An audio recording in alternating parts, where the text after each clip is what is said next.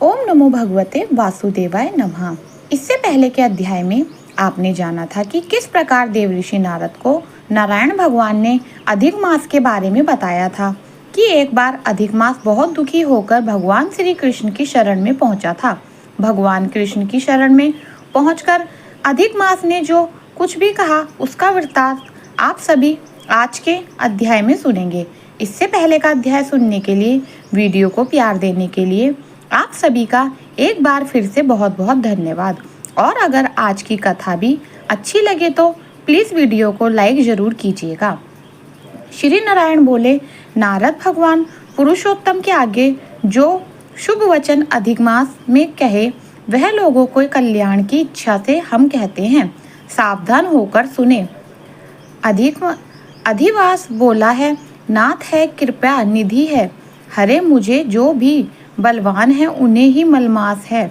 ऐसा कहकर मुझे तीनों को अपनी श्रेणी से निकाल दिया है। ऐसा यह आए हुए मेरे आप रक्षा करो। नहीं करते प्रभु अपने स्वामी देवता वाले मानस्तिकियों द्वारा शुभ कर्म में वर्जित स्वामी रहित को देखते ही आपकी दयालुता कहाँ चली गई और आज भला यह कठोरता कैसे आ गई। प्रभु हे भगवान, कशरूपी अग्नि से जलती हुई वासुदेव की पत्नी अर्थात देवकी की रक्षा जैसे आपने की वैसे ही दीनवत्स्य कहिए, मुझसे शरण में आइए हुए आज आप रक्षा क्यों नहीं कर रहे। पहले द्रौपदी राज की कन्या द्रौपदी की दुशासन के दुख से जैसे आपने रक्षा की वैसे ही दीन दयाल कहिए, मुझे शरण में आए हुए कि आज कैसी रक्षा नहीं करते। पशु और पक्षियों को पालने वाले और पशुओं की पत्नियों को जैसे पहले ब्रिज में सरपट के वन में लगी हुई अग्नि से आपने रक्षा की वैसे ही दीन वत्सल कहिए, मुझे शरण में आए हुए कि आप रक्षा क्यों नहीं करते।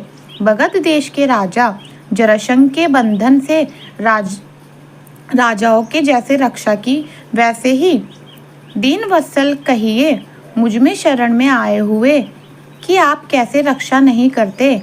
आपने ग्रह के मुख से गजराज की झट से आकर जैसे रक्षा की है। दिन वत्सल्य कहिए, मुझे शरण में आए हुए कि आज रक्षा क्यों नहीं करते। श्री नारायण बोले, हे नारद जी, इस प्रकार को कहकर स्वामी रहित मलमास आंसू बहाता हुआ मुख लिए हुए जगतपति के सामने मौन खड़ा रहा। उसको रोते देखते ही भगवान शीघ्र ही दयालु हो गए और पास में खड़े दीन मुख मलमास के इस प्रकार बोले, हे वत्स, क्यों इस समय अत्यंत दुखी में डूबे हुए हो और ऐसा कौन सा बड़ा भारी दुख तुम्हें है। दुख में डूबते हुए कभी नहीं रहना चाहिए। यह आकर मैं दुखी नीचे भी शोक नहीं करता। किस लिए तुम यहाँ आकर शोक में डूबे हुए हो। जहाँ आने से दुखों का नाश होता है, ना कभी बुढ़ापा आता है, ऐन मृत्यु के भाई रहत है, किंतु नित्य आनंदी आनंद रह करता है। इस प्रकार की वीका में आकर तुम क्यों दुखी हो। तुमको यहाँ पर दुखी होकर वसंत वसी में बड़े विश्व को प्राप्ति हो रहे हैं। हे वत्स, तुम कहो, इस समय तुम क्या करने की इच्छा कर रहे हो। श्री नारायण बोले, नारद, इस प्रकार भगवान का वक्त को सुनकर बोध लिए हुए आदमी जैसा बोझा रखकर सांस पर सांस लेता है, इस प्रकार सांस लेकर अधिक मास मधुसूदन से बोला, हे भगवान, आप स्वरूप व्यापी है, आपसे कुछ भी छुपा नहीं है। आकाश की तरह आप विश्व में व्याप्त होकर बैठे हैं। कर अचर के व्याप्त श्री विष्णु आप सभी की साक्षी हैं, विश्व भर को देखते हैं। विश्व की सनिधि ने भी विकार शून्य आप में शास्त्र मर्यादा के अनुसार सब भूत स्थित है। जिस प्रकार मैं दुखों से घिरा हुआ हूँ, क्षण आपने अपने स्वामियों के अधिकारों से सर्वदा बिना भाई के प्रसन्न रहते हैं और मेरा ना कुछ नाम है, ना मेरा कोई अधिपति है और ना ही कोई मुझे असुरों देने वाला है। इसलिए घन अधिक समाप्त स्वामी वाले देवों ने सभी शुभ कार्यों में मेरा निरादर कर दिया है। ये मलमास सर्वदा त्याग है, आध्रा है, मर्दे के गिरने वाला, ऐसा सब कहते हैं। प्रभु, इसी के कारण से मैं करने की इच्छा करता हूँ, अब तो जीने की इच्छा बिल्कुल भी नहीं रहती। निंदनीय जीवन से तो मरना ही उत्तम है। जो सदा चला करता है वह किसी तरह भला सोच सकता है। प्रभु, इससे अधिक मुझको और कुछ भी नहीं कहना। वेद में आपकी इस तरह प्रसिद्ध है कि पुरुषोत्तम आप परोपकार प्रिय और दूसरों के दुखों को सहन भी नहीं करते। कमर को घड़ी घड़ी कुछ कहते रहना भी उचित नहीं है। मैं मरूंगा, मैं मरूंगा, मैं अब नहीं जीऊंगा, ऐसा पुनः कहकर वह अभिमान है।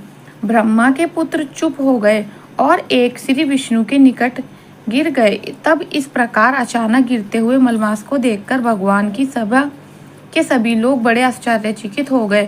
श्री नारायण बोले, नारद, इस प्रकार कहने के बाद मौन के अधिक मास के प्रति बहुत कृपया भर से प्रसन्न हुए। भगवान श्री कृष्ण मेघ के समान गंभीर वाणी से चंद्रमा के करने की तरह उसे शांत करती हुई बोले, इतनी कथा बताकर श्री सूत जी महाराज नौमिषीरण क्षेत्र में एकत्रित हुए। आश्रित नारायण को पापनों के समूह रूप समुद्र को शोषण करने वाला अग्नि के समान वचन सुनकर प्रसन्न हुए। नारद मुनि फिर से आदि पुरुषों के वचनों को सुनने की इच्छा से बोले। उन सभी का विस्तार वर्णन आप सभी अगले अध्याय में सुनेंगे। उम्मीद है आज की कथा आपको पसंद आई होगी। अगर मेरा वीडियो आपको पसंद आए तो कमेंट बॉक्स में ओम नमो भगवते वासुदेवाय जरूर लिखें। राधे राधे।